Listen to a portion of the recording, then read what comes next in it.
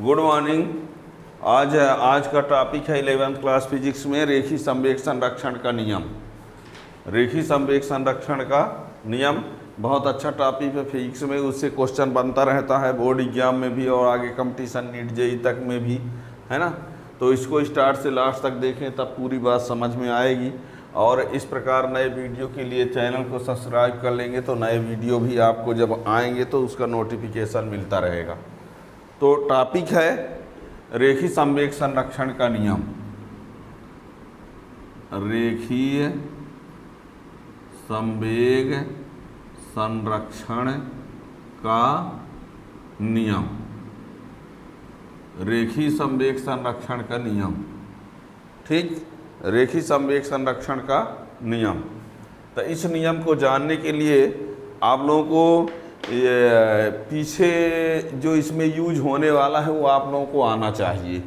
और उसके लिए आप पीछे वाले लेक्चर में आप पीछे वीडियो में देख सकते हैं, है ना। न्यूटन की गति का प्रथम नियम, द्वितीय नियम, तृतीय नियम, है ना, ये सब कुछ पीछे आप वीडियो में देख सकते हैं। उनका कुछ बीच बीच में यूज होता रहेगा।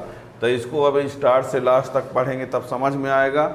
और जिस टॉपिक के बीच में ज़रूरत पड़ जाएगी उसको भी टाइम निकाल के कभी देखोगे तब पूरी बात क्लियर होगी। तो रेखीय संवेग संरक्षण का नियम। रेखीय संवेग संरक्षण का नियम ये है कि यदि कोई निकाय है, निकाय का मीन्स होता है कणों का समूह, कणों का समूह, वस्तुओं का समूह, जो भी मान लो। यदि किसी निकाय पर कोई बाह्य बल न लगाया जाए, यदि हम एक वस्तु की बात करें तो वही चाहे ले लो, किसी वस्तु पर बाह्य बल न लगाया जाए, किसी कण पर, किसी वस्तु पर, किसी निकाय पर, यदि किसी निकाय पर बाह्य बल न लगाया जाए तो उस निकाय का जो कुल रेखीय संवेग होता है वो नियत रहता है। मतलब संवेग में कोई परिवर्तन नहीं होता।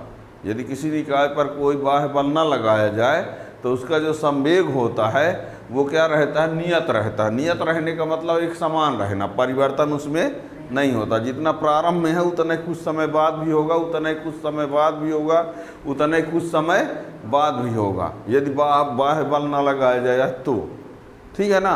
यदि बल लगाएंगे तब तो बदलेगा, पर नियम यही है कि यदि बाह्य बल न लगाया जाए तो उसका कुल रेखीय संवेग क्या रहता है, नियत रहता है। किसका, किसी वस्तु का, किसी कण का, किसी निकाय का, ठीक है ना। तो आप कई तरीके से लिख सकते हैं कि इस नियम के अनुसार यदि किसी निकाय पर कोई बाह्य बल न लगाया जाए तो उस निकाय का कुल रेखीय संवेग नियत रहता है। इसे हम न्यूटन की गति के द्वितीय नियम की सहायता से सिद्ध करेंगे। न्यूटन की गति के द्वितीय नियम की सहायता से सिद्ध करेंगे। अब न्यूटन की गति का द्वितीय नियम क्या है, इसको यदि जानना है तो इसके पीछे वाले लेक्चर को आप पढ़े रहोगे तभी समझ सकते हो, है ना। इसीलिए हम कहते हैं कि किसी भी टॉपिक को यदि पढ़ना है, किसी चैप्टर को, तो स्टार्ट से पढ़ें, तब पढ़ना सार्थक है। यानी यूट्यूब से पढ़ना सार्थक तभी होता है जब किसी भी चैप्टर को स्टार्ट से पढ़ा जाए तब, है ना, खासकर क्लास वाले स्टूडेंट को। अब ऐसे यदि कोई अब 12वीं का स्टूडेंट 11वीं का देखता है तो किसी भी टॉपिक को देख सकता है क्योंकि वो पढ़ा है 11वीं। लेकिन ये 11वीं पढ़ने वाला स्टूडेंट यदि रेखीय संवेग संरक्षण नियम पढ़ना चाहता है तो उसको इसके पीछे वाला आना चाहिए। अब बनता है तो ठीक है, नहीं बनता है तो उसको पढ़ लें तब इसको पढ़ें, ठीक। तो रेखीय संवेग संरक्षण का नियम। अब इसमें देखिए, अब थोड़ी सी बात और बता दें। पी क्या कहलाता है, संवेग, है ना। यदि इसी को डेल पी लिखा जाए तो इसको कहा जाता है संवेग में परिवर्तन, संवेग में परिवर्तन। और del P upon del T यदि लिखा रहता है तो इसको कहा जाता है संवेग में परिवर्तन की दर। ये सब आना चाहिए आप लोगों को, परिवर्तन की दर। पी मीन संवेग, डेल पी मीन संवेग में परिवर्तन, del P upon del T mean संवेग में परिवर्तन की दर। अब आप लोगों को बता दें, यदि डेल पी बराबर कहीं 0 आ रहा है तो उसको लिखा जाएगा पी बराबर नियतांक। मान लीजिए यदि डेल पी का मान क्या आता है, डेल पी का मान यदि 0 आता है इसका मतलब हुआ कि परिवर्तन होता ही नहीं है। डेल पी का मान 0 यदि आ रहा है इसका मतलब है कि परिवर्तन, इसका मतलब ये हुआ कि P1 और P2 क्या है, बराबर है। यदि डेल पी बराबर 0 का अर्थ है P1 और P2। और जब P1 और P2 बराबर होते हैं तो उसी को क्या लिख दिया जाता है, P बराबर नियतांक। याद रखना, जैसे डेल x बराबर यदि 0 है तो x बराबर क्या लिख दिया जाएगा, नियतांक। यदि डेल y बराबर 0 है तो y बराबर क्या लिख दिया जाएगा, नियतांक। यदि मान लीजिए डेल P1 प्लस P2 बराबर 0 है तो P1 प्लस P2 बराबर क्या लिख दिया जाएगा, नियतांक। ये सब याद रखना, यदि ऐसा केस है तो ये ठीक है ना, इन सब की ज़रूरत पड़ने वाली है।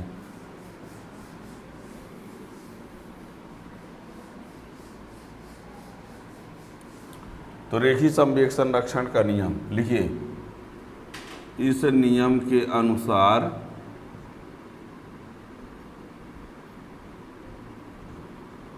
यदि किसी निकाय पर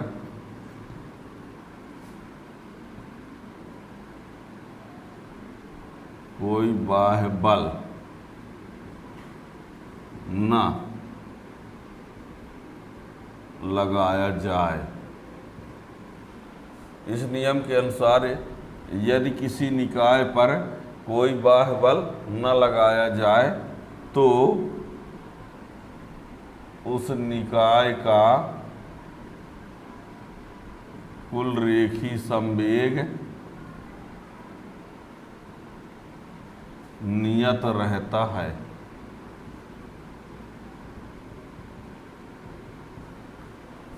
यदि किसी निकाय पर कोई बाह्य बल न लगाया जाए तो उस निकाय का कुल रेखीय संवेग नियत रहता है, यानी संरक्षित रहता है। इसे हम न्यूटन के गति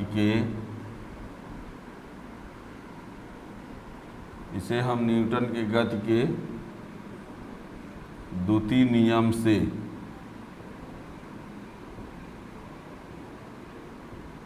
सिद्ध कर सकते हैं। ठीक है ना, यदि किसी निकाय पर कोई बाह्य बल न लगाया जाए तो उस निकाय का कुल रेखीय संवेग नियत रहता है। इसे हम न्यूटन की गति के द्वितीय नियम से सिद्ध कर सकते हैं। ठीक है ना, और इसको सिद्ध करने के लिए जो हम निकाय लेंगे तो एक कण निकाय मतलब एक कण के लिए, और एक है दो कण निकाय के लिए। एक निकाय जो दो कणों से मिलकर बना होगा उसके लिए सिद्ध करेंगे, और कोई निकाय एक ही कण से है मिलकर बना है एक कण निकाय के लिए, उसके लिए भी सिद्ध करेंगे। ठीक है ना, तो इसका प्रमाण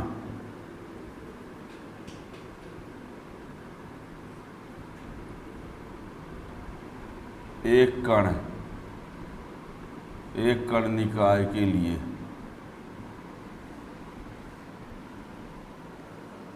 इसको देखिए कैसे सिद्ध करेंगे। ये एक लाइन में आ जाएगा, एक दो लाइन में एक कण निकाय के लिए। इसमें हम क्या करते हैं, मान लेते हैं यम द्रव्यमान की कोई वस्तु है, मान लिया यम द्रव्यमान की कोई वस्तु है, ठीक है ना, और यम द्रव्यमान की वस्तु है, उसका संवेग क्या है, p है। ठीक है, तो यम द्रव्यमान की वस्तु है, p उसका संवेग है, त्वरण a है। तो यदि हम न्यूटन की गति के द्वितीय नियम लगाएंगे तो क्या आएगा, देखना, न्यूटन गति के द्वितीय नियम से F बराबर del P upon del T होता है। ये पढ़ाया जा चुका है पीछे। ये न्यूटन गति का द्वितीय नियम है, F बराबर del P upon del T। कहता है बाह्य बल न लगाया जाए। बाह्य बल न लगाया जाए इसका अर्थ हुआ कि F की जगह क्या लिख दें, तो 0 बराबर हो जाएगा del P upon del T। बाह्य बल न लगाया जाए मतलब F बराबर 0। अब तिर्यक गुणा करोगे तो क्या हो जाएगा, डेल P बराबर, अभी हमने कहा था कि जब डेल P बराबर 0 रहेगा तब P बराबर क्या हुआ। अब बताओ, हमने बल नहीं लगाया, F को क्या कहा, बल न लगाना मतलब F बराबर, तो कहाँ पहुँच गए, P बराबर नियतांकात हो गया। बस एक कण के लिए तो दो लाइनें में है। ठीक है ना, तो एक कण निकाय के लिए लिखो, तो लिखो न्यूटन के गति के द्वितीय नियम से हम जानते हैं बल बराबर संवेग में परिवर्तन की दर, बल बराबर संवेग में परिवर्तन की दर। तो बल यानी एफ, और संवेग में परिवर्तन यानी del P upon del T, संवेग में परिवर्तन की दर यानी ये। अब यदि बल, यदि निकाय पर बल न लगाया जाए, अर्थात F बराबर 0, तो समीकरण 1 से 0 बराबर del P upon del T, तो ये डेल पी बराबर 0, तिर्यक गुणा करें 0 इंटू डेल टी, तो डेल पी बराबर 0, तो पी बराबर नियतांक। ठीक है ना।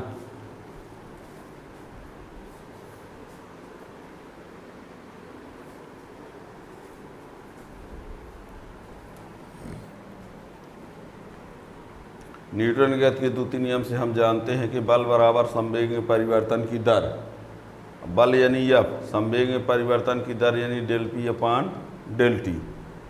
अब यदि निकाय पर बल न लगाया जाए, बाह्य बल, बल यानी बाह्य बल न लगाया जाए, अर्थात एफ बराबर 0 कर दिया जाए, तो जब एफ बराबर 0 ले लेंगे तो यहाँ पर 0 बराबर del P upon del T हो जाएगा। तिर्यक गुणा किए तो डेल पी बराबर 0 इंटू डेल टी, तो डेल पी बराबर क्या हो गया 0, तो पी बराबर नियतांक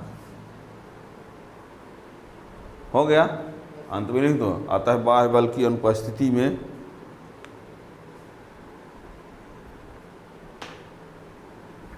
बाह्य बल की अनुपस्थिति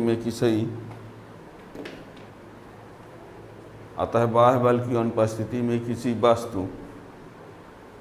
किसी वस्तु कण पिंड निकाय, सब कुछ में कुछ भी चाहे लिख सकते हो, है ना। अभी हम फिलहाल हम वस्तु लिख दो, पिंड लिख दो, कण लिख दो। अतः बाह्य बल की अनुपस्थिति में किसी पिंड का, किसी वस्तु का, बाह्य बल की अनुपस्थिति में किसी वस्तु का रेखीय संवेग नियत रहता है।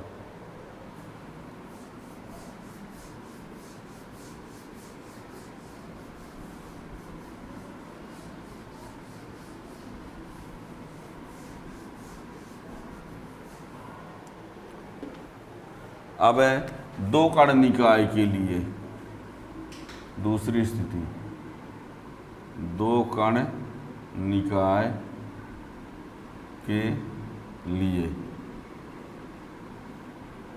दो कण निकाय के लिए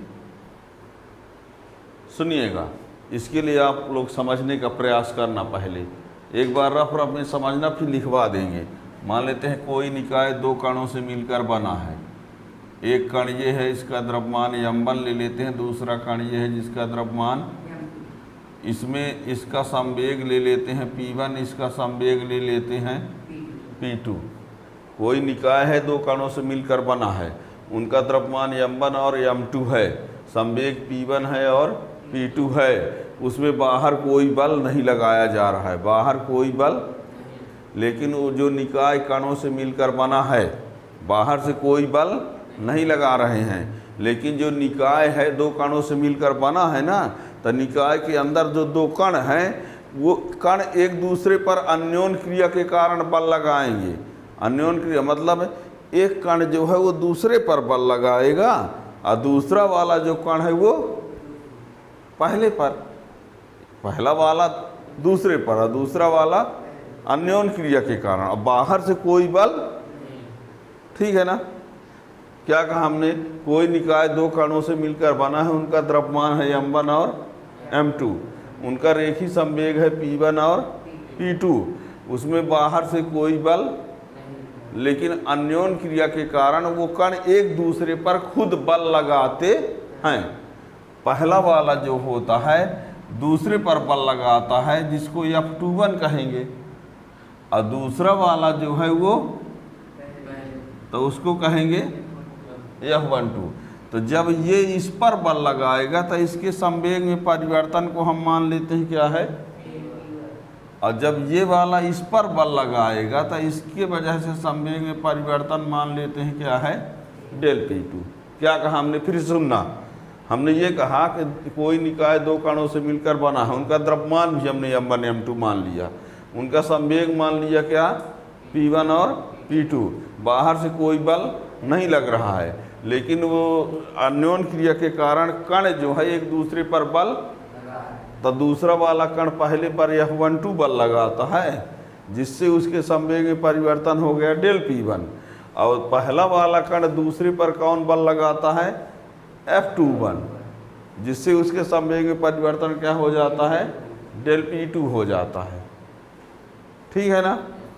तो ये जानते हो कि F12 बराबर होगा del P1 upon del T, Newton ने कहती है द्वितीय नियम से, और F21 बराबर होगा del P2 upon del T हो जाएगा।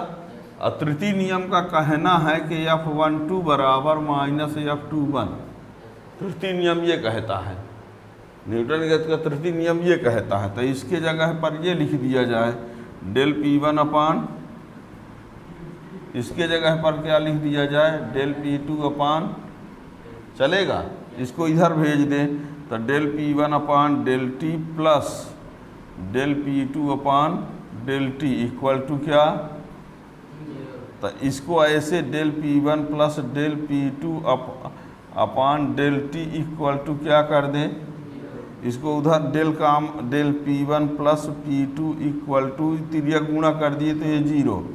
अब बताओ डेल में है तो 0, तो डेल हटा दो तो P1 plus P2 equal to आ तो गया, आया कि नहीं, ये कब आया, बाहर बल नहीं लग रहा है, बाहर बल पर वो अन्योन क्रिया के कारण खुद बल लगा रहे हैं, तो इस निकाय पर बल नहीं लगाया गया, फिर भी निकाय का रेखीय संवेग, बस यही करना है।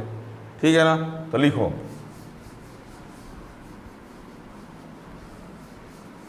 एक बार देखिए, अब मान लिया कोई निकाय दो कणों से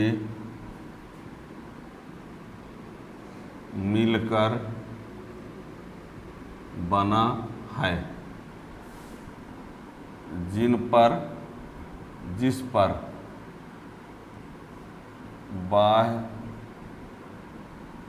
बल शून्य है, किंतु अन्योन क्रिया के कारण कण एक दूसरे पर बल लगाते हैं।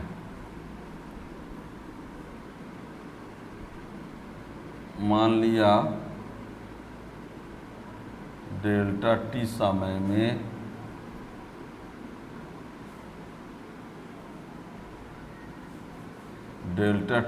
में अन्योन क्रिया के कारण लगने वाले बल से कणों के संवेग में परिवर्तन क्रमशः डेल P1 व डेल P2 है। मान लिया कोई निकाय दो कणों से मिलकर बना है, जिस पर बाह्य बल शून्य है, किंतु अन्योन क्रिया के कारण कण एक दूसरे पर बल लगाते हैं। मान लिया डेल्टा T समय में अन्योन क्रिया के कारण लगने वाले बल से कणों के संवेग में परिवर्तन क्रमशः डेल P1 व डेल P2 है, तो न्यूटन के गति के द्वितीय नियम से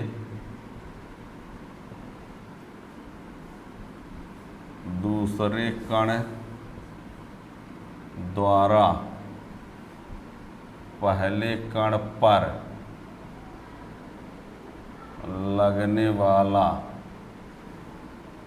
बल F12 बराबर del P1 upon del T। Vector लगा दीजिए, न लगा पाएंगे तो कोई दिक्कत नहीं है। दूसरे कण द्वारा पहले कण पर लगने वाला बल इतना। इसी प्रकार पहले कण के द्वारा दूसरे कण पर लगने वाला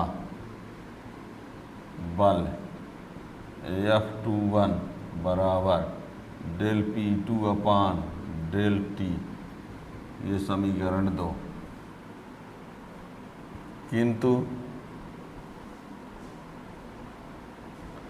न्यूटन के गति के तृतीय नियम से F12 बराबर माइनस F21, ये दूसरे कण के द्वारा पहले पर लगने वाला बल ये हो गया, दूसरे के द्वारा पहले पर लगने वाला बल ये हो गया, है ना। दूसरे के द्वारा पहले पर ये और पहले के द्वारा दूसरे पर लगने वाला बल ये।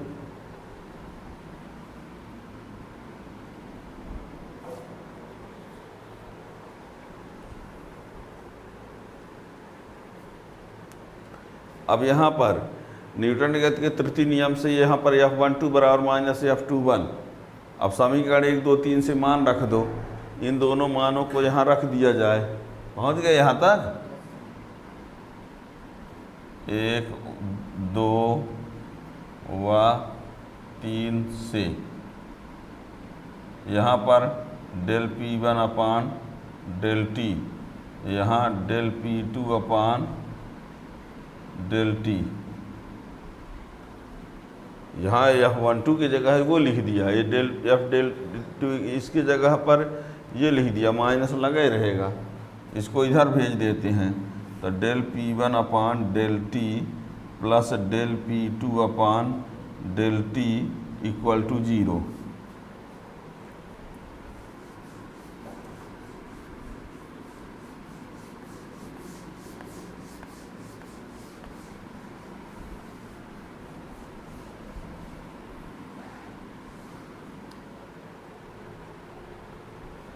अब क्या करें यहाँ पर,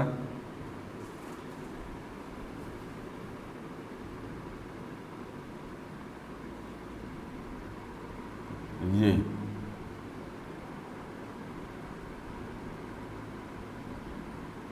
आइए फिर ये गुणा उधर डेल T को उधर कर दिए, उधर 0 हो के साथ गुणा हो गया।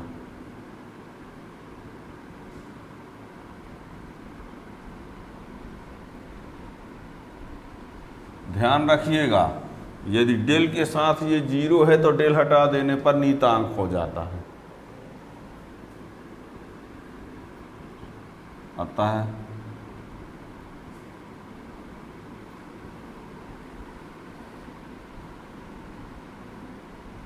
बाह्य बल की अनुपस्थिति में निकाय का कुल संवेग नियत रहता है।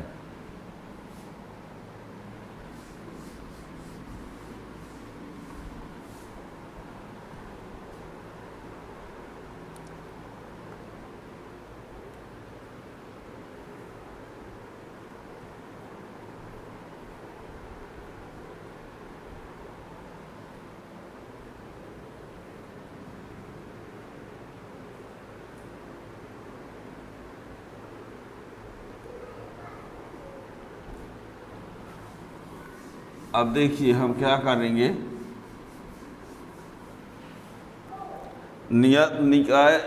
संवेग नियत रहने का अर्थ हमने बताया ना कि हर समय संवेग उतना ही रहना।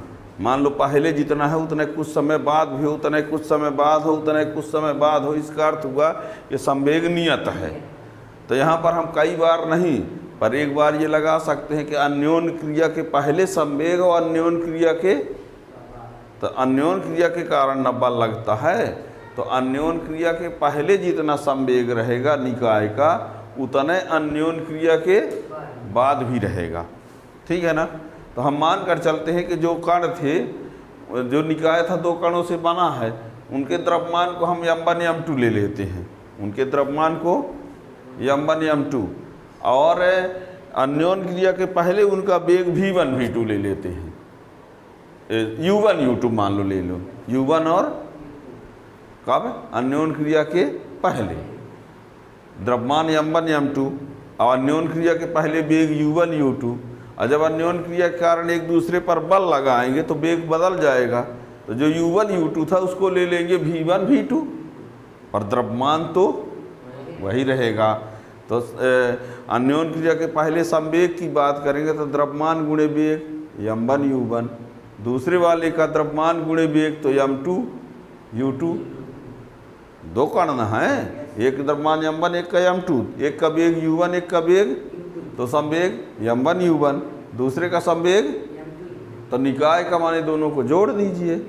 अब अन्योन क्रिया के बाद वेग हम ले लेते हैं v1 v2, द्रव्यमान तो वही रहेगा, तो संवेग कितना हो जाएगा m1 v1 और एक ठोका m2 v2, तो कुल मिला के m1 u1 plus m2 u2 equal to m1 v1 plus m2 v2, ये लिखा जाएगा आगे। तो थोड़ा आगे और लिखते हैं, लिखिए। अब यदि निकाय के कणों का द्रव्यमान क्रमशः m1 व m2 है तथा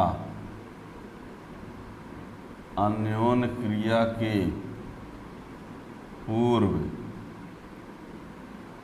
वेग क्रमशः u1 u2 तथा अन्योन क्रिया के बाद अन्योन क्रिया के पूर्व वेग क्रमशः u1 u2 तथा अन्योन क्रिया के बाद वेग क्रमशः v1 व v2 है, तो